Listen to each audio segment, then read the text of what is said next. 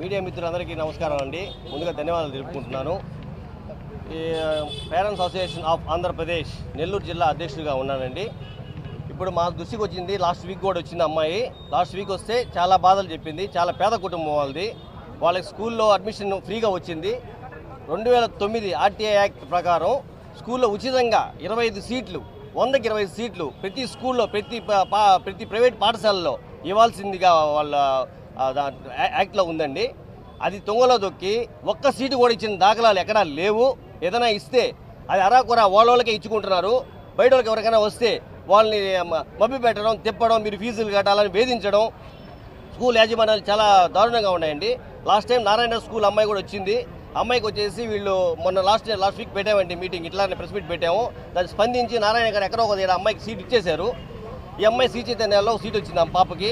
ఆ పాపకి 1వ క్లాస్, ఫస్ట్ క్లాస్. అమ్మాయి అంటే 2వ క్లాస్కి పోవాలి. 2వ క్లాస్ కాబట్టి అమ్మాయికి ఫస్ట్ క్లాస్ ఫ్రీగా చదివింది. 2వ క్లాస్ ఫ్రీగా చదవాలి కాబట్టి అది వస్తే అది కూడా వాళ్ళు మభ్య పెట్టారు. మభ్య పెడుతుంటే వాళ్ళు కొంచెం గట్టిగా ఫైట్ చేస్తే వాళ్ళకి ఇచ్చేశారు వాళ్ళకి. ఈ అమ్మాయి 1వ క్లాస్ ఇప్పుడు ఫస్ట్గా జాయిన్ అవుతుంది అమ్మాయి. అలాంటి అమ్మాయిని చాలా ఇబ్బందులు పెడుతున్నారు శ్రీ చైతన్య స్కూల్ వాళ్ళు. రామ్జీనగర్లో స్కూలే లేదు. ఆ స్కూల్ అలర్ట్ అయినట్టు ఇచ్చారు. అక్కడికి పోతే స్కూల్ లేదండి, ఇక్కడ మీరు ఇంకొక దగ్గరికి వెళ్ళండి అని చెప్తే అక్కడికి పోతే అమ్మ అక్కడే వచ్చింది మీకు స్కూలు, కానీ ఆర్టీఐ యాక్ట్ 2009లో ఇచ్చింది, ఎక్కడైనా ఇవ్వచ్చు. ఈ స్కూల్ అని ఆ స్కూల్ అని ఏం దానికి సంబంధం లేదు. ఏ స్కూల్ అయినా కానీ వాళ్ళు సీట్ ఇవ్వచ్చు ఫ్రీగా. ఈ అమ్మాయి కాదు, చాలామంది ఇట్లా రాష్ట్రంలో అందరూ ఇబ్బందులు పడుతున్నారు. చాలామంది ఇబ్బంది పడతారు. ఏదో అమ్మాయి వచ్చింది కాబట్టి ఏదో మనం మాట్లాడుతున్నాం ఈరోజు. చాలామంది కూడా స్పందించాలి. తల్లిదండ్రులు ఏంటంటే మనకి ప్రతి ఒక్క ప్రైవేట్ స్కూల్లో 25%, 100కి 25% ప్రతి ప్రైవేట్ స్కూల్లో విద్యా హక్కు చట్టం కింద వాళ్ళు ఫ్రీగా చదివించాలి.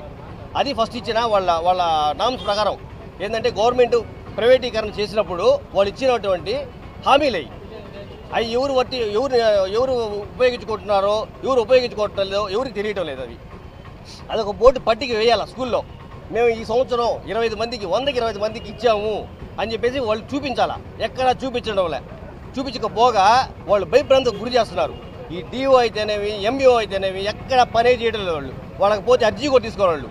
మాకు కాదు ఇవ్వాల్సింది పైన వాళ్ళకి ఇవ్వాలా అని చెప్పి అమ్మాయిని చాలా వేధించారు. మానసికంగా అమ్మాయిని ఇబ్బంది పెట్టారు. డిఓ ఈరోజు కూడా ఫోన్ చేశాడు అమ్మాయికి. ఈరోజు ఫోన్ చేసి మాకు చెప్పకుండా ఎలా వెళ్తావు, కలెక్టర్కి ఎలా అర్జీ ఇస్తావు, నేను చూస్తాను అని చెప్పి అమ్మాయిని భయపించాడు. సార్ లేదు సార్, నేను చూసుకోలేదు సార్, నేను క్యూలో ఉన్నాను సార్, ఫోన్ ఎత్తలేదు సార్ అని చెప్తే ఇక ఇర్రెస్పాన్సిబుల్గా ఉన్నావు నువ్వు అని చెప్పి అమ్మాయిని బెదిరిస్తాడు. అలాంటి పరిస్థితుల్లో మనం చాలా దారుణంగా పరిస్థితుల్లో ఈరోజు పిల్లకాయని చదివించుకుంటా ఉన్నాం. ప్రతిదీ విద్య అంటేనే వ్యాపారం.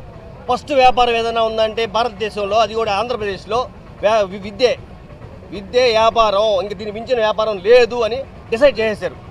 ఏ వ్యాపారం చేసినా డబ్బులు రావు, ఉచితంగా డబ్బులు ఇచ్చేది విద్యలో. అది నేర్చుకున్నారు. వీళ్ళంతా చదివిన స్కూళ్ళన్నీ ఉచితమైన స్కూళ్ళే. నారాయణ గారు కానీ, కొండారెడ్డి గారు కానీ, ఏ స్కూల్ అయినా కానీ పెద్ద పెద్ద స్కూళ్ళు చదివినంతా ఉచితంగా చదివారు. ఉచితంగా చదివి దాన్ని చూసుకున్నారు. దీంట్లోనే ఉందిరా మన వ్యాపారం, విద్యని వ్యాపారం చేసుకోవచ్చు అని వీళ్ళని చూసి పుట్టగొడుగుల్లా వెలిసిపోయినాయి ప్రైవేట్ స్కూళ్ళు. ఏ స్కూల్కి అనుమతులు లేవు, ఏ స్కూల్కి కూడా అనుమతులు లేవు.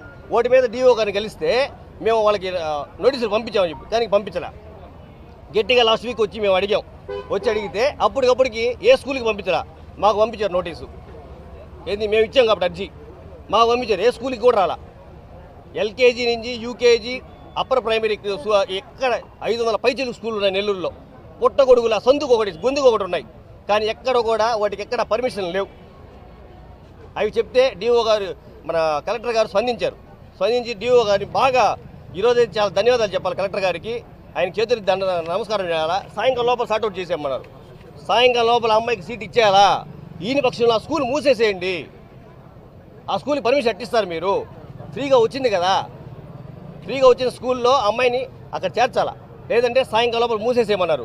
రేపు వచ్చి ఆ స్కూల్లో జాయిన్ కాకపోతే రేపు వచ్చి మళ్ళీ మమ్మల్ని కలవండి, మేము దాన్ని న్యాయం చేస్తామని చెప్పి మన కలెక్టర్ గారు చెప్పారు. ఆయన చాలా ధన్యవాదాలు, ఆయన కృతజ్ఞతగా ఉన్నాము మేము.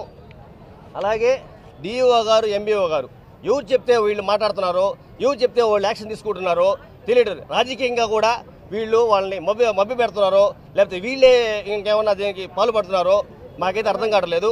ఆ డిఓ గారిని, ఎంఈఓ గారిని కఠినంగా శిక్షించాలి. ఈ ఫ్రీ సీట్లు ఏదైతే ఇచ్చారో ప్రతి ఒక్కరిని గమనించి వాళ్ళు తీసుకొచ్చి చేర్పించాల్సిన బాధ్యత డిఓ గారి మీద ఉంది అని విన్నవించుకుంటున్నాం. మీడియా మిత్రులందరికీ ఇంకోసారి ధన్యవాదాలు తెలుపుకుంటున్నాను.